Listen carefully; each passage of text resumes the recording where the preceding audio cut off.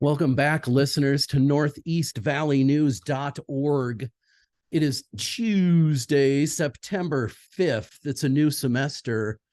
We're very happy to be bringing you a new brand spanking new podcast called This Day in Sport.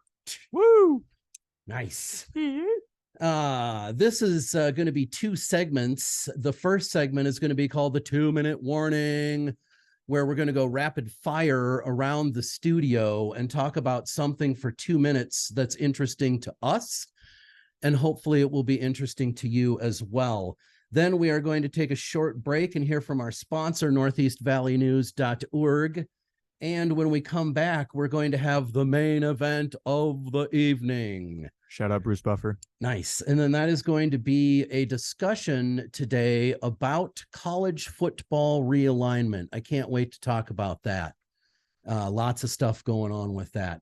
We're going to get right into it. In the studio today, we have my man, Preston Grace. Also in the studio today is Thomas Bonvehi. Did I say that right? Bonvehi. Bonvehi. That's right. Thomas Bonvehi. He's a new reporter. Thanks for being here, Thomas. No problem. We also have Ethan Cohen in the studio. He is also another new reporter. So we're breaking in the newbies today. All right. A little hurtful, but Yeah, well, But he's not wrong. Got to have thick skin if you're going to be a journalist. We have operating our camera today, Kira Caspers. Thank you, Kira, for coming in. Thanks, Kira. Thank you, Kira. We're going to get right into this because we have a limited amount of time and lots of stuff to talk about. We did not talk about who was going to go first in the 2-minute warning during pre-production. Preston, you want to start us out? Yeah, I can do it. Let's do it. We're going to talk about this Thursday. NFL is back. Detroit Lions are at Arrowhead Stadium. And I'm seeing that Kansas City is actually 6.5 favored, 6.5 points favored. So what do y'all think about that? I mean, it's interesting because the Lions are a good team this year, or at least that's what they look like on the surface. But of course, they were hit with a couple of injuries, but more importantly, gambling. I believe their second-year receiver, Jameson Williams, he was suspended for 6 games for gambling. Yep. So that'll be a big blow for them. Amon-Ra St. Brown is probably going to be their main target. They're going to focus on him. Isn't he injured, or is he back to being not injured? He is not injured, and he is on my fantasy team, so he better not get injured. Okay. Fair enough. All right. I like Detroit. Oh, I'm sorry. I like Detroit. I mean, they're kind of an unknown commodity in that sometimes they do really well and sometimes they don't do really well. Kind of like the Vikings. Sometimes they play good teams really well and teams that they should beat not very well. Yeah. Their defense was very sus last year. I remember at one point in time, I think it was like after week 4, they had scored the most points, but also given up the most points. Yeah. That was mainly because of their secondary. Their secondary is very weak. Yeah. They drafted good this year. Brian Branch looks like a beast out of Alabama. I'm honestly taking the Lions to win at Arrowhead Stadium. I'd take that as well. And I mean, CJ Gardner-Johnson, he got injured, I believe, in training camp, but he's fully fit, I believe. Yeah. So, it's going to be a close game nonetheless. Yeah. Who's next on the docket? Well, I think while we're on the topic of NFL, I think the biggest thing that we talk about at the beginning of the year is worst to first, right? Mm-hmm. Where all the bad teams last year, the teams that finished last in their division, who's going to come out on top this year? The Cardinals. Yeah, that's not happening. Right. I appreciate you. Right. I think the biggest candidate is probably the Jets. I mean, they were in a really tough division last year. They had a terrific defense, easily top 10. And their one problem was that they didn't have a quarterback. And they finally got that quarterback. Now, they've invested in quarterbacks that have underperformed before, but Rodgers has the accolades and all the MVPs. Yeah, and the resume to speak for itself. And if he's the same accurate quarterback he was in Green Bay, I think the Jets are going to be very good this year.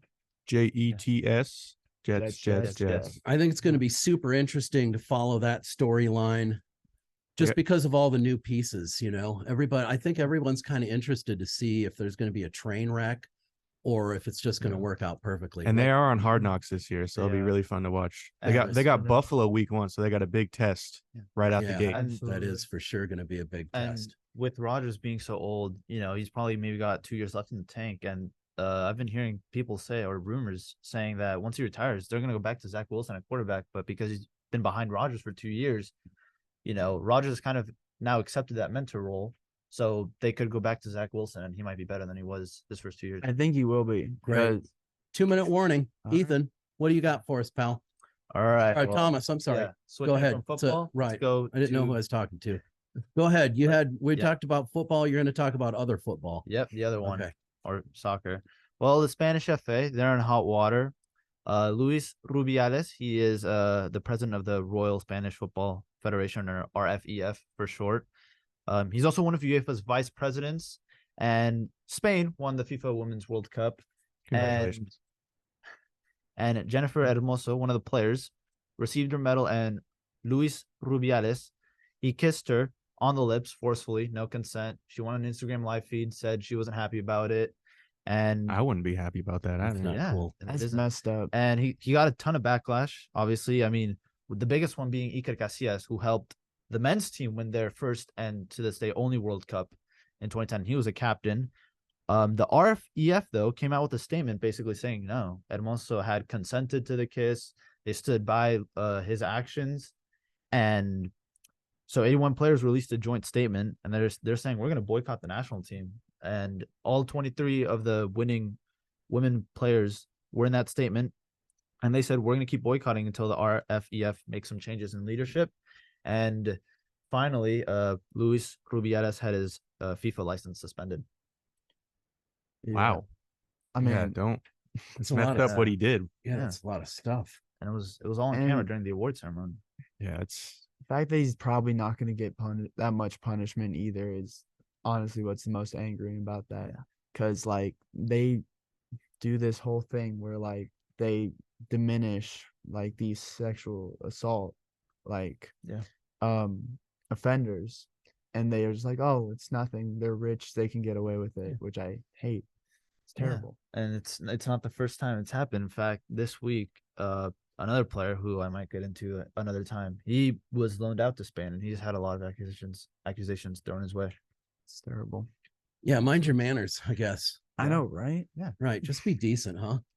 Yeah. All right. My 2-minute warning is going to deal with college football. Week 1 of the college football season is in the books, and there were no shortage of upsets. Perhaps the most shocking of all the upsets happened last night on the Monday night game, when Duke, who has a really good basketball team, somehow managed to upset the number 9 ranked Clemson Tigers, who usually have a really good football team, 28-7.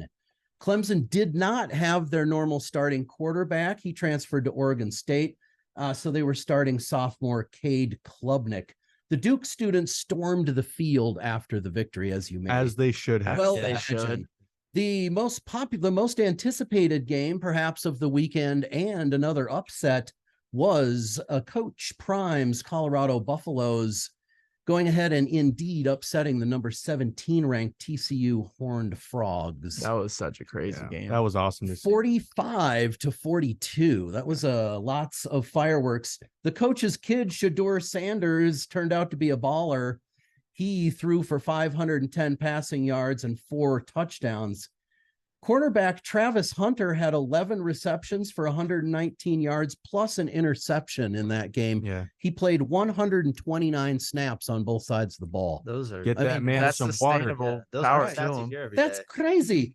Another upset that happened was Florida State, who was ranked number 8, upset the number 5 ranked LSU Tigers 45-24, dudes. Not even a I don't college. know if that They was gotta work really on that upset. defense. Keon Coleman transferred from Michigan State to Florida State. He caught 3 touchdown passes in that game. What to look for this week? Coach Prime's Colorado Buffaloes host the Nebraska Cornhuskers. That'll be a good game. Number 11, current number 11. It may change in the next few moments when the new rankings come out. Who knows? Current number 11, Texas plays Alabama, who's ranked 4th. And number 25, Iowa travels to Iowa State, who Preston we know can beat just about anybody at any time. Yep. Pretty much. Never That sleep on them. is college football crazy talk. All right, we're going to take a short break and hear from our sponsor, northeastvalleynews.org. And when we come back, we'll get into the big part of the show. Whether you're ready for a change in your life or just trying to decide on a major, consider becoming a journalist by enrolling in JRN 210 News and Media Productions at Scottsdale Community College. Learn to write, use video, and broadcast in our unique program. Sign up today. All right, we are back, and it is time for the main event of the evening. Shout Nice. out Bruce College Buffer. football. Thanks. We're going to talk about college football today, and most specifically, the college football realignment that's been going on over the last couple of years, but most definitely there's a lot of activity for next year. Pretty much the whole face of college football is going to change for next season. There was quite a bit of talk about this during week 1 of the season, but I'm going to go through every single one of the changes that's going to happen, and then we're going to talk about how that makes us feel. Thank you to an ESPN staff writer who posted an article on September 1st that tells us all of this stuff in one very nice package. Thank you, ESPN staff writer. Thank you. In the ACC, that's the Atlantic Coast Conference. They're located on the Atlantic Coast, but they're going to have some different teams in it. They are going to add Cal and Stanford from the Pac-12. The ACC will have 17 schools in it next year. Okay. It's a lot. Yeah. That's The Big a big lot. conference. And it's an odd And number. the travel. Yeah, I mean, know. from California The to Big Florida. 10, get the Big 10. They are adding a bunch of schools from the Pac-12. Previously, they had decided, or whoever votes to decide that stuff, had decided to accept USC and UCLA. Since that time, they have also accepted Oregon and Washington from the Pac-12, who is now the Pac-2. Yikes. That's Yeah, not a good I think look. it's 4. I think it's 4. Is it 4? It's 4. I don't know if there's still 4 teams I believe left. they've added a couple teams. Previously, the Big 10 added Nebraska in 2011 and Maryland and Rutgers in 2014, which I was very skeptical of. The Big 10 has 18 teams in it for next year. 18. It's now the Big 18. What a change.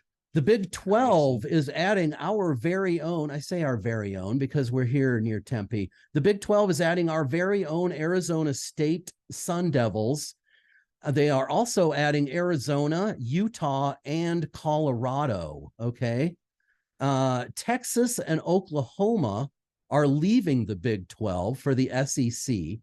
That's not a bad fit. They added, get this, I did not even know this. They added BYU, Cincinnati, and Houston in 2023. To what? The SEC? No, the Big The 12. Big 12. So the Big 12 added those teams. West Virginia is a Big 12 team. Did you know that? I just realized this last night when I was doing this research. I mean, the biggest year was in 2007. I don't think they've had much since. The Pac-12, as I said before, I think is down to 2 teams, Oregon State and Washington State for next season. Pretty sure those Yeah. are the only 2 teams left. Yeah, Oregon State is staying. Yeah, from what I Oregon heard. State and Washington State are still in the Pac-12, but I think that's it, according to this writer. And then they're adding teams like Memphis, UConn, UNLV. I didn't see that, but that could very well be. I think they should add Fresno State there too. Let's go They through were the rumored to be added. let's to go the the Big- rest. they Let's go should. through They the should not rest be of in the these things Mountain that West. are Mhm. actually a done deal, and then we'll talk about what's going on. The SEC previously added Missouri and Texas A&M in 2012. Ooh. Next season, they're going to add Texas and Oklahoma, as we spoke about before. This brings back the Texas A&M rivalry, so that's a plus. It also brings back the Oklahoma-Missouri rivalry from the previous Big 8. Yeah, they were trying to make Oh. Arkansas and Missouri a new rivalry. It was never going to happen. Yeah, probably not. Yeah. In the American Athletic Conference, the AAC, they are going to lose Cincinnati, Houston, and the University of Central Florida. They are going to add Charlotte, FAU, that's Florida Atlantic, North Texas, Rice, the University of Alabama, Birmingham, and James Mackey's favorite team, the University of Texas, San Antonio, are also moving to the American. Conference USA in 2022 added Marshall, Old Dominion, and Southern Miss, which I didn't know about. This season, they added Jacksonville State, Neon's old team, Liberty, New Mexico, and Sam Houston. That was this season. Next season, they're going to add Kennesaw State. Did I say that right? I think it's Kennesaw. Kennesaw? It's Kennesaw. Yeah. My apologies to people from Kennesaw State. I mispronounced your name. It's Kennesaw State is going to be coming into that conference, Conference USA. Okay. The two conferences that aren't, wait a minute. The three conferences that aren't changing at this particular point are the MAC, the Mountain West, and the Sun Belt. Those are the only ones. Yeah. So they're staying the same.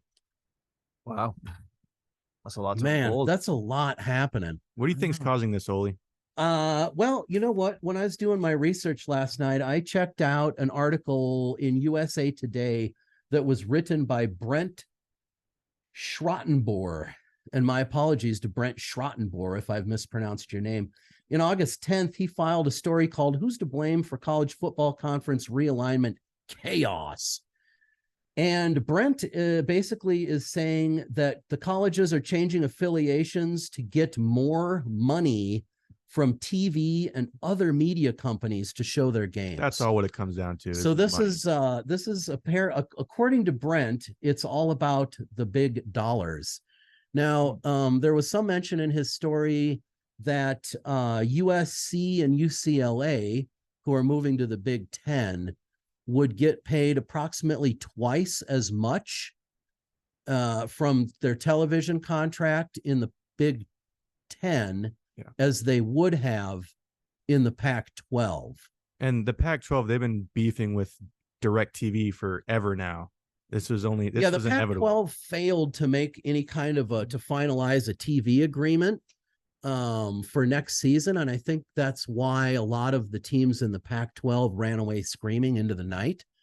Screaming right into Michigan, Ohio State territory, which is not a fun place to be. It's not ideal. The other thing that Brent mentioned in his story was that this kind of all was able to take place because of a 1984 Supreme Court case, which broke the NCAA's monopoly over college football TV rights.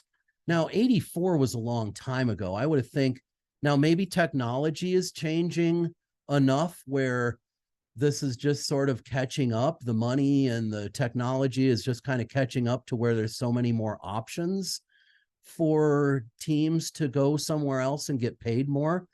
But it's weird to me that this has happened, that there's so much more in the last several years. Like I was saying, when we were going through these things, every once in a while, a team changes conference, but it's not very often. I mean, we haven't seen it on this scale ever until this coming season, the 2024 season.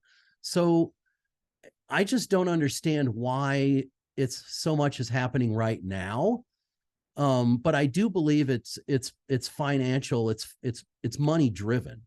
I mean, I'm sure It definitely is. that UCLA and USC didn't get together and go, you know what? Our kids need to see more of the country.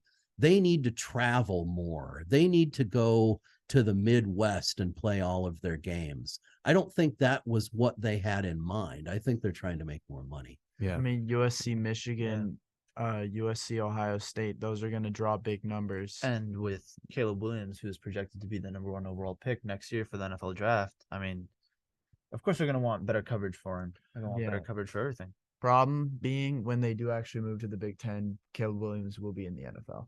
Yeah. Unless some freak injury happens. That Right, or he that's just true. decides not to declare That's true. because he said he might not. Yeah. It does bring a lot of more viewers. I mean, the Pac-12 probably was not a super popular conference Absolutely. in the Midwest. So, I mean, this is going to bring a lot more viewership to those teams.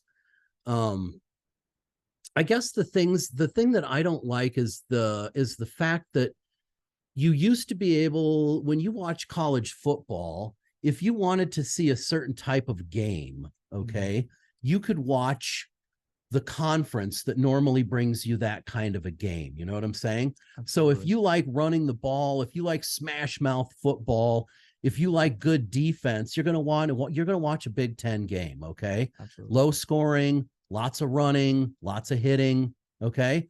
If you want to watch a game where it's offensive fireworks galore and no defense, you watch a Big 12 game.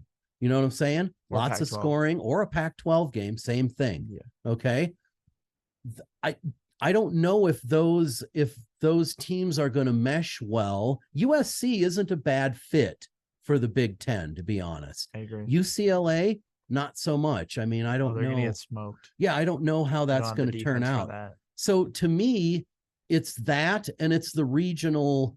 I mean, if you were an SEC, or really if you were an ACC team, you were somewhere down around North Carolina, that area, you know, maybe Alabama, not really Alabama, because that's Southeastern Conference, but all of the teams were in the same general area. If you were watching a Big Ten game, you were going to be pretty confident that it was going to be Minnesota, you know, roughing it up against Wisconsin, or some of those Midwestern teams that have the big rivalries. So to me, that's what sort of brings it kind of back for me. I'm not really that crazy about all of the realignment, but it is going to add a lot of wrinkles. What do you guys, I mean, how do you guys feel about this? Well, obviously, you talked about the exposure and how, you know, Michigan, USC, Ohio State, USC. When I see these like Pac-12 defenses come into the Big Ten, I'm just like, these aren't going to draw numbers. This is going to be blowout after How blowout. about Big 12 defenses going to the SEC? That's going to be also going to be, I mean, Oklahoma, not so much. Texas, maybe a little bit. But Texas's program, like, they've been getting some really high level recruits at Texas. I mean, they just let go of Bijan Robinson, who's like this generational running back. They just acquired 5-star Arch Manning. Like, I feel like they have the recruiting power to hang in the SEC. But with Oklahoma, they never put out a good defense. Like, it's always just shootout after shootout. Now, obviously, they shut out somebody this weekend. It was like 73-0. But that was like Right, Arkansas State. Right. It was a cream puff.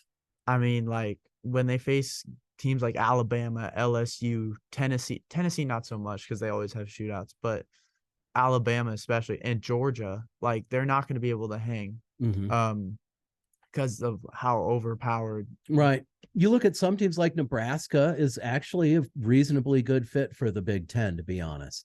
Absolutely. Some of these teams are going to fit right in, to be completely honest, but I just don't know. I just don't know how it's going to work out. It's just going to bring such a mishmash to most of the conferences that it's just going to be very curious, sort of awkward football. Preston, what do you think? I'm just sad as a Pac-12. I grew up watching Pac-12 teams that the Pac-12 is just going to be done. It's There's decimated. No one left. I don't know if they're going to try to repair the damage that's been done, or if they're just going to fold it up, or I mean, I don't know what their options are, to be completely honest. And I know a couple of people that play sports at ASU that they're going to be having to travel a lot further for their games. And I know they don't want to travel all that much because they are students. And Rutgers is in the Pac-10. Like I was saying, Rutgers and Maryland got added, or no, in the Big Ten. UCLA is in what, New Jersey? It's in New Jersey. That's so insane. UCLA versus Rutgers is going to be, I mean, that's going to be a lot of travel time.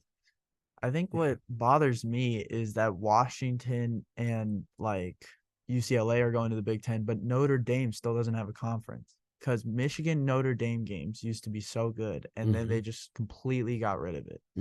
And I never understood why. It's almost as if they're holding on to the past or like the history of teams. I mean, Texas back in the 2000s I mean, they had Vince Young. They were winning championships. And so to me, still a bit new to college football. I mean, it sounds like, you get UCLA, USC, you get these big college names and other sports as well. UCLA, I know they're very good at basketball. I mean, they've got good programs, but you got to fit every team's system. And when you take that away from them, I mean, you don't expect them to adjust overnight. And it's going to hurt the program long term rather than, running with what they've got. Now you expect them get a good defense, get ready to be, put into a shootout and do the best you can. You're going to get smoked. Pretty much, yeah. I mean, that's what was so shocking about TCU beating Michigan, because TCU from the Big 12, they're all these shootouts, and Michigan had such a good defense, and then TCU just like routed them. Max Duggan, Yeah. man. He's a dog. Didn't he just get cut though? I think so. That is Oh. unfortunate Yeah. because he was a terrific college quarterback. And this is the type of stuff I think that affects like businesses, but also like colleges like legacies and history in the future. Like, what are we going to expect from UCLA now? Like, what used to be fun to watch, exciting team, they're going to get smoked every week. They're going to be boring. Why bother watching them? The recruits are going to go, look at an offer. They're going to be like, why do I want to play at UCLA? They're going to get smoked. I'm going to be playing for a team that's losing every week. Combine might even be an option anymore. They're going to want to go to a team like USC, maybe Texas, a team that can actually hang with said teams. Well, I think USC is going to do fine in the Big Ten, so that checks out. Yeah. I actually missed. I'm so sorry. I actually missed in the ACC. They're going to be adding SMU as well, the Pony Express, Southern Methodist. Oh, geez, that's gonna. Ooh. Yeah, that's going to be a weird That's- deal. They're not going to. I think I read that SMU is not going to receive any television royalties for 9 years.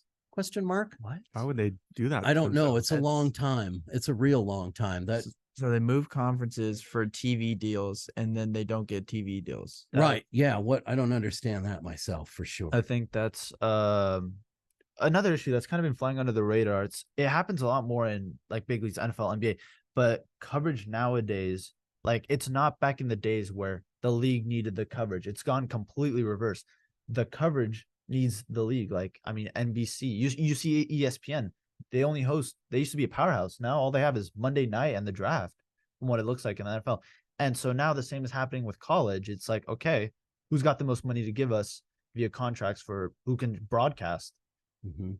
And that's where the money becomes a big issue. It's like, oh, well, let's cover the big teams. But then if like an underdog, let's say SMU starts performing really well, they get to like maybe number 15. Are they going to get covered? Who knows? Kira, how do you feel about this? It's been Pac-12 for me, at least watching everything in soccer. I've never been a huge football fan, but it's like 100-year, older than 100-year conference, and I feel like I'm from the West Coast. I've been here forever, and so all of the teams that I pay attention to and all of the rivalries that have been in the Pac-12 are really personal, and they have a lot of like emotional history that make the games more meaningful, and it brings a lot more fans. So I think everyone disbanding and some like ASU, U of A kind of staying in the same conference still is nicer, but it's just not the same environment that it used to be. Right. It's not it's not going to have the same feel. Anyway, we're just going to have to see how it works out and how these teams adjust to some of their new homes. I think it could Wait, be. so is it only for college football that the expansion is happening, or is it No, I think they're is it changing. basketball too? Yeah, they're changing conferences altogether. Altogether. I think Right, it could be they're a moving. solid 5 years before like everything's like truly okay. Now we're Right. used to this whole thing, Right. because Yeah. normally that's around I think the time that people judge. As far as I know, it's not. I mean, like the Big East, disbanded their football. They they just disbanded football and moved the schools to different things, or it was kind of a weird situation in the Big East. But I don't think that's the way. I mean, they're changing conferences. They're all of their teams. I don't know. And to be completely honest, is this going to affect other sports? Does the Big Ten? Do a lot of Big Ten teams have water polo teams like the I Pac-12? think they do. I mean, I just don't know how Like- how all the teams are going to pan Yeah, out. is this a I have ripple no effect idea. now? Right. Like, that's the question. And I remember, I believe back in the 2000s, the Pac-12 and Big Ten, they were like the talk of the town, and now it's all SEC, Alabama, Clemson. And so now you're wondering, Pac-12, Big Ten, they still have history. What, like all this shakeup, it's gonna it went from you're the talk of the town, and then 10 years down the road, you're virtually non-existent. It's just, how is this gonna affect college football or college basketball? Maybe even March Madness in a way, water polo, any sport that colleges decide to play in. Yeah. What's going to happen? It's going to be a lot different for sure. We'll have to see how it all sifts out. Yeah. Thanks everyone for being here. We're going to be back next week with a different topic and perhaps some different co-hosts as well. We'll see how it pans out, just like how college football is going to pan out. Thanks for being here, and we will see you next week on This Day in Sport. Hold your ears.